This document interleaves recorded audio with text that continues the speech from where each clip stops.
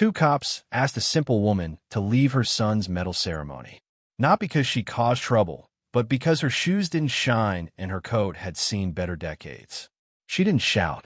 She didn't resist. She simply stood there holding something in her hand. And within minutes, the room shifted.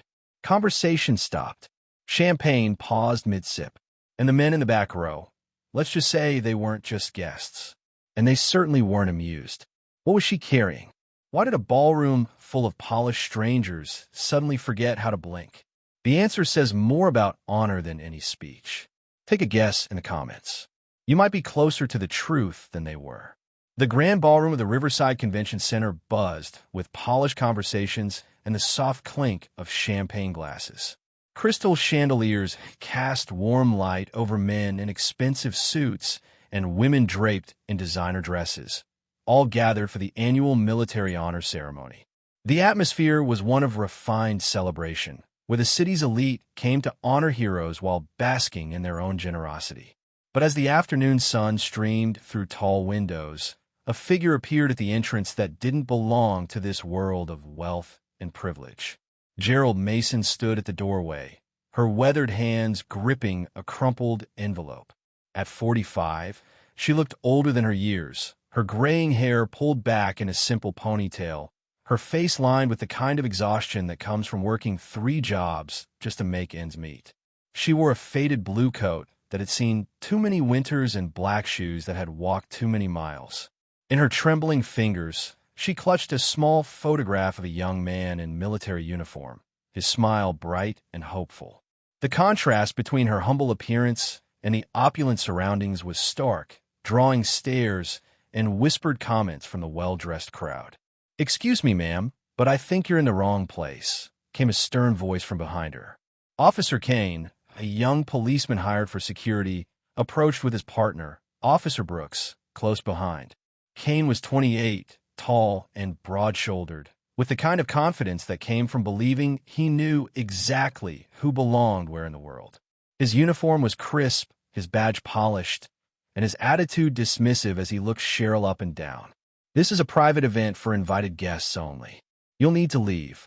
Cheryl's grip tightened on the envelope. "I have an invitation," she said quietly, her voice barely audible above the ambient chatter. My son is receiving an honor today." She held out the crumpled paper with shaking hands, but Kane barely glanced at it before shaking his head with a condescending smile. "Ma'am, I'm sure you think you do, but this doesn't look legitimate," Kane said, his voice carrying the authority of someone used to being obeyed without question. "These ceremonies are for military families, and frankly, you don't look like you belong here.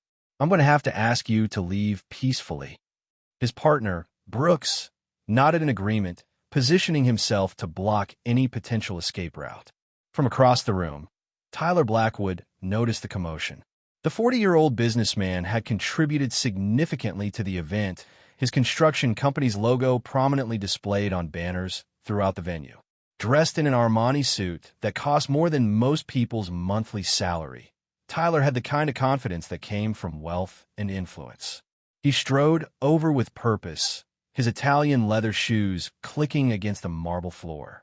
"Officers, what seems to be the problem here?" he asked, though his tone suggested he already knew the answer and approved of their actions.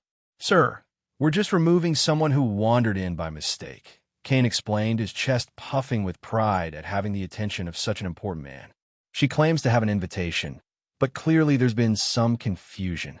Tyler's eyes swept over Cheryl's appearance with barely concealed disdain, taking in her worn clothing and nervous demeanor. "I see," Tyler said, his voice carrying the weight of someone accustomed to making decisions that others followed without question. "Well, we can't have just anyone disrupting such an important ceremony. The families here have sacrificed enough without having to deal with this."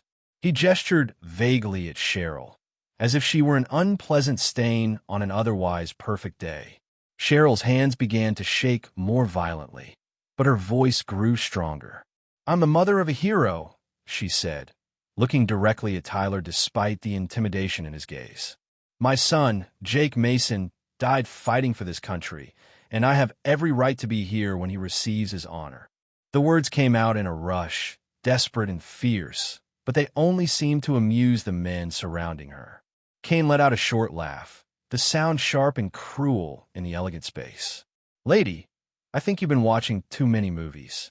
Military families don't look like you." He reached for the envelope in her hands, his patience clearly at an end. "Let me see this so-called invitation." Before Cheryl could protest, Kane snatched the paper from her grasp. Without even opening it, he tore it in half, the sound of ripping paper cutting through the ambient noise like a gunshot. The pieces fluttered to the floor, and with them seemed to fall the last of Cheryl's composure. She dropped to her knees, scrambling to collect the torn fragments while tears began to stream down her weathered cheeks. "Please," she whispered, her voice breaking as she tried to piece together the destroyed invitation. "That was all I had left of him. Please, you don't understand." But Kane wasn't finished with his display of authority. He pulled a photograph from her other hand and held it up mockingly. "This your son?" he asked, his voice dripping with sarcasm. "Looks like every other soldier to me. Probably picked this up at a thrift store." Without warning, he dropped the photograph and brought his polished boot down on it, the glass frame cracking under the pressure. The sound was like a physical blow to Cheryl, who let out a sob of anguish that seemed to come from the depths of her soul. The crowd around them had grown, drawn by the spectacle, but maintaining their distance, as if poverty might be contagious. Some looked uncomfortable, but none stepped forward to intervene. This was Tyler's event, and he was clearly in control of the situation. "That's enough," he said, his voice carrying the finality of a judge's gavel. "Remove her from the premises immediately." Kane reached down and grabbed Cheryl's arm, preparing to physically escort her from the building. But as his hand made contact with her shoulder, something shifted in the atmosphere of the room. From the back row of chairs, where 8 men in dark suits had been sitting quietly throughout the ceremony, came the sound of chairs being pushed back. The men rose as one, their movements synchronized and purposeful, creating a presence that seemed to fill the entire space. "I suggest you take your hands off her," came a voice from the back, cold and steady as winter steel. The words carried across the room with military precision, and for the first time since the confrontation began, Kane's confidence wavered. His hand froze on Cheryl's shoulder as he turned to see who had spoken. But the speaker was already moving forward, followed by 7 others whose bearing and demeanor suggested they were not men to be trifled with. Captain Reed stepped forward from the back row, his presence immediately commanding the attention of everyone in the room. At 52, he carried himself with the bearing of a man who had seen combat and earned his authority through blood and sacrifice rather than inheritance or business success.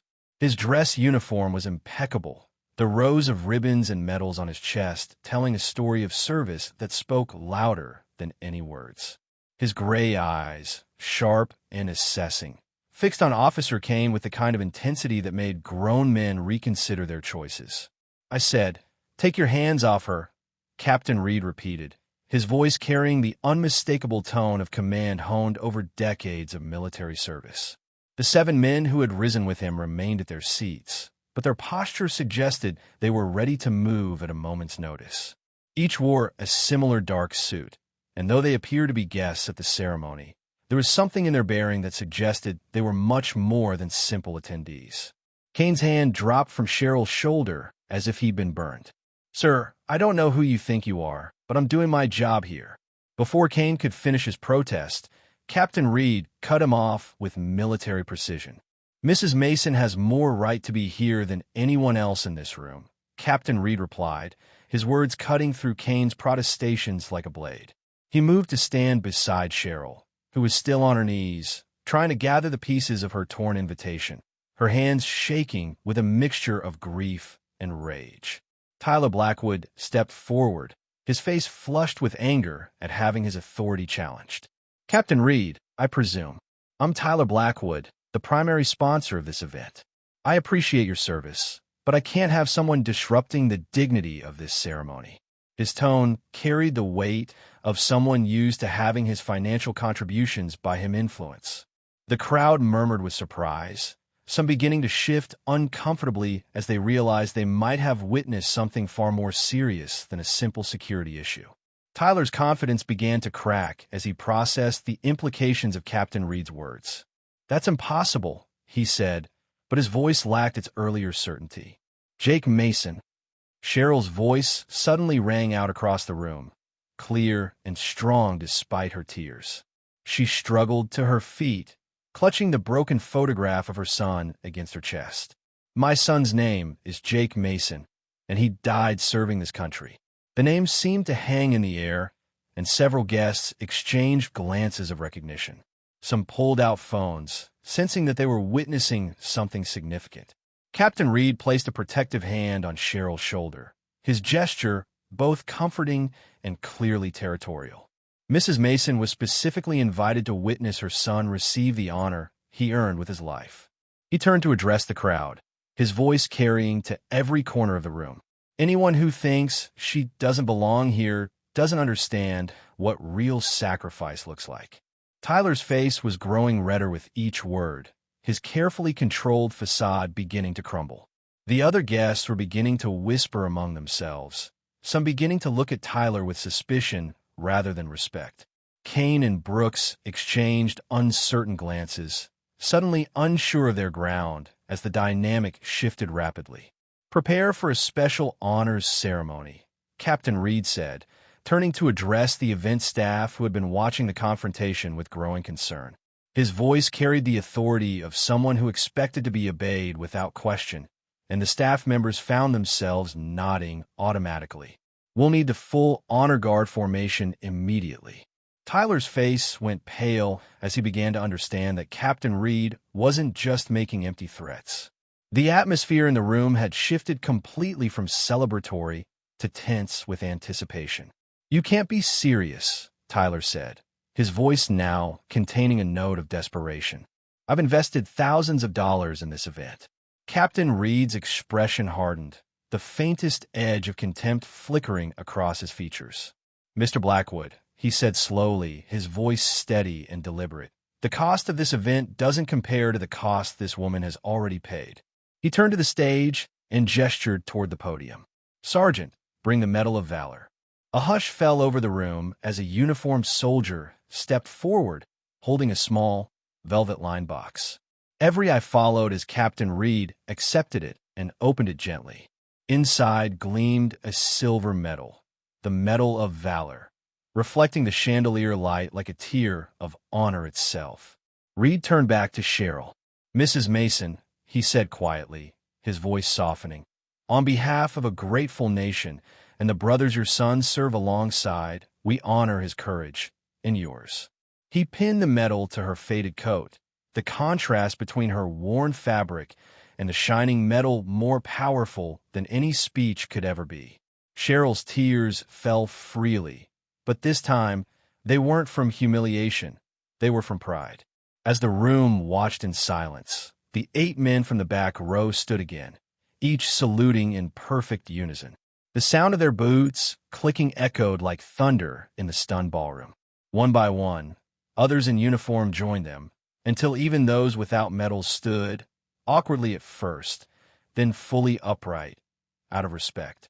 Tyler Blackwood stood frozen, his arrogance melting away under the weight of the moment. His expensive suit suddenly felt small and meaningless compared to the quiet dignity of a mother who had lost everything, yet stood taller than anyone in the room. Captain Reed turned to face the crowd. "Let this moment remind everyone here," he said firmly, "that honor doesn't come from wealth or suits or sponsorships. It comes from sacrifice and from love that asks for nothing in return." For a long moment, no one moved. Then, slowly, applause began to build. It started with the soldiers, then spread through the guests until the entire hall was on its feet. Cheryl clutched the medal against her heart, whispering her son's name through her tears. And for the first time that night, every person in that grand ballroom finally understood what true honor looked like.